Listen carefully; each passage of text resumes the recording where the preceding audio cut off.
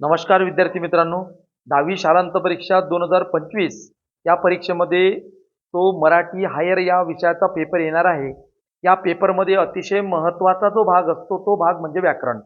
व्याकरणामध्ये त्यातील समास हा अतिशय महत्त्वाचा भाग आहे, कारण की त्यामध्ये आपल्याला पूर्णपैकी पूर्ण गुण मिळू शकतात.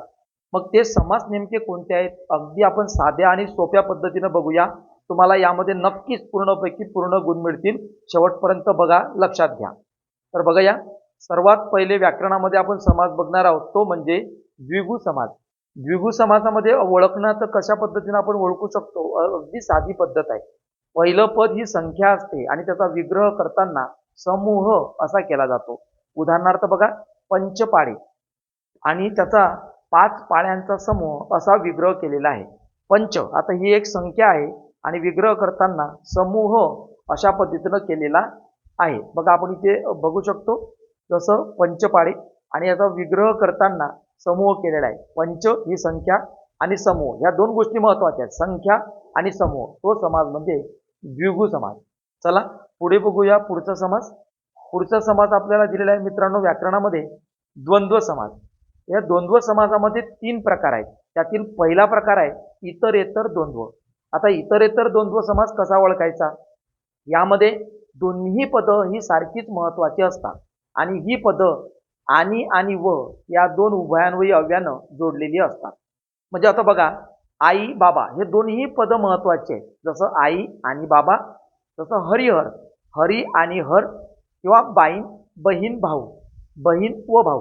म्हणजे आता इथं बघा, आई महत्वाची आणि बाबाही महत्वाचे, हरी महत्वाचा आणि हरही महत्वाचा.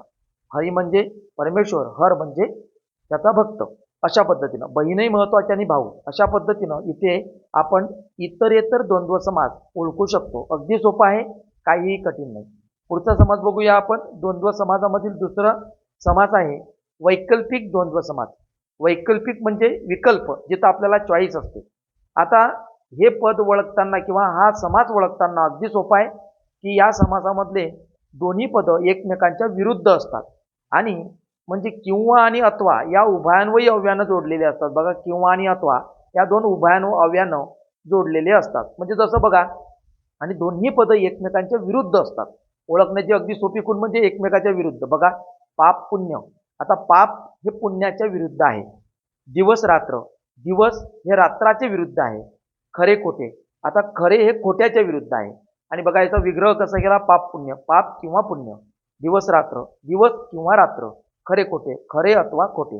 अशा पद्धतीनं इथे आपण वैकल्पिक द्वंद्व समास ओळखू शकतो.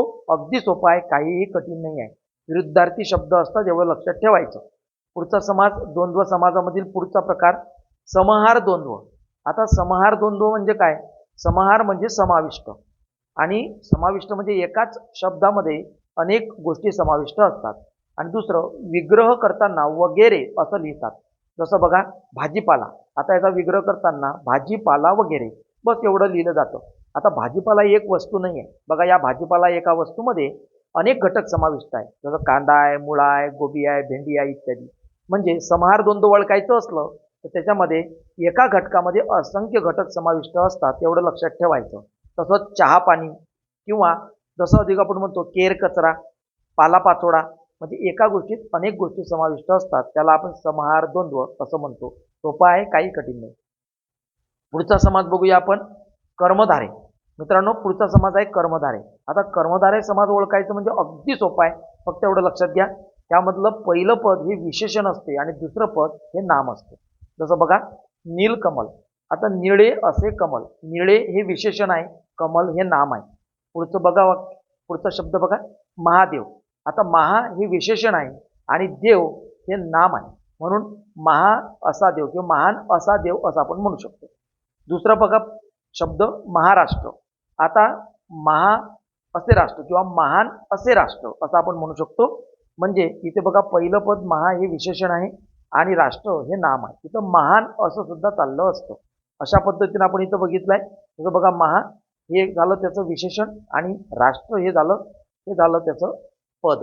अशा पद्धतीने एवढं लक्षात घ्यायचं आहे. हे 3 समास अतिशय महत्वाचे आहे. एक म्हणजे द्विगु, दुसरं म्हणजे द्वंद्व आणि तिसरं म्हणजे कर्मधारय. हे अतिशय चांगल्या पद्धतीने करून ठेवा. सोपी आहे, काहीही कठीण नाही आहे. पुढचा समास बघूया आपण शेवटचा. हा फक्त लक्षात घ्या, याच्यामधलं येईलच असं नाही, परंतु तीन पहिले समास अतिशय महत्वाचा आहे, पण हा लक्षात घेण्यासाठी करा, आलंच तर आपण लिहू शकतो. तो समास आहे अव्ययीभाव समास. अव्ययीभाव समासाचं वैशिष्ट्य काय आहे? पहिले पद प्रधान असते आणि दुसरं म्हणजे सामासिक शब्द हा क्रियाविशेषणासारखा वापर होतो किंवा क्रियाविशेषणासारखा सामासिक शब्द असतो. जसा आजन्म, त्याचा उच्चार हा क्रियाविशेषणासारखा होतो. बघा विग्रह कसा केला जातो? आजन्म म्हणजे जन्मापासून. कोणता समास? अव्ययीभाव समास. बिनचूक म्हणजे चूक नसलेला, कोणता? अव्ययीभाव समास. दारोदार म्हणजे प्रत्येक दारी, घरोघर प्रत्येक घरी, अशा पद्धतीनं याचा विग्रह होतो. अगदी सोपी आहे, काहीही कठीण नाही, पण पहिले 3 समास विशेष पद्धतीनं करा आणि यामध्ये तुम्हाला पूर्ण गुण नक्कीच मिळतील, हे लक्षात घ्या. चला, thank you and best of efforts.